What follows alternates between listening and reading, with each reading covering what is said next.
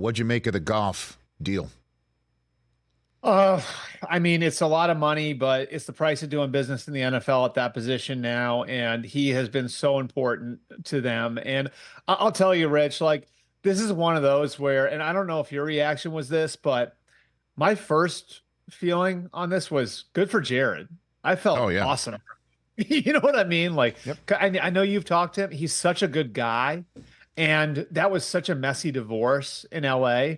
And it obviously worked out for the Rams because they get Matthew Stafford and they win a Super Bowl. And when you win a Super Bowl, period, end of story, you win, right? So the trade was a success for for the Rams, no question. Jared was seen as a salary dump in this thing, and I don't think any of us would have sat here 3 years ago and thought Jared Goff was even going to be on the Lions roster, much less becoming the second highest paid player in the history of the sport. So my first reaction was good for Jared Goff. That is awesome because everybody else saw him as a salary dump. I can tell you, Brad Holmes, Dan Campbell, from having talked to them at the time, they never saw it that way. Holmes was with him in LA. Dan Campbell had the experience of having competed against him in a conference championship game.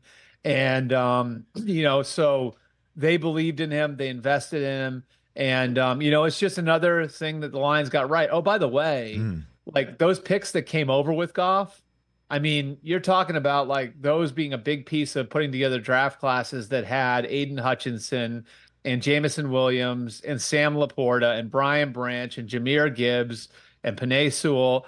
I like the job they've done putting together the entire team, I think has been magnificent. And, very clearly they got the quarterback thing right. And I think he wound up being even better than they thought, which is reflected in the contract. Who's next then? Who's next up? Is it Tua? Is he next If up? I had to guess, if I had to guess, I'd say Jordan Love. I don't think it'll be Dak because things always take a while with the Cowboys. So I would say it would either be Tua or Jordan Love. I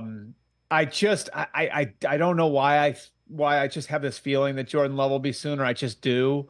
The Packers have always been aggressive in getting in front of these things. They had a negotiation with him last year.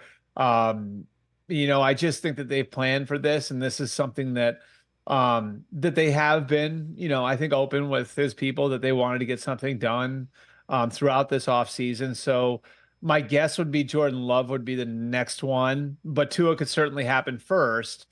And the interesting thing about Tua is they've been planning for it too. And if you look at like some of the things they've done, letting Christian Wilkins walk, cutting Jerome Baker, cutting Xavier Howard, they've done a lot of things to clear the decks for Tua to get a big second contract. So I think both of those will get done. Maybe right around the beginning of training camp or maybe a little bit before then. With the Dak situation probably lingering a little longer. So what do you think? Do either of these join the $50 million APY club here, Albert? Because there's only 5 of those guys right now in the NFL with Goff slated 2 in that regard now. I think one way or the other, all 3 of those guys make it into the $50 million club. I just think it's kind of gotten to the point where it's the price of doing business. You saw what Kirk Cousins got, $45 million per. I just think even if like the compromise is, well, like give us a break on the guarantees in year 3 or year 4, I do think that these guys are going to make it into that category. And so my guess would be, I don't know if any of those 3 that we've talked about will make it to what Burrow got.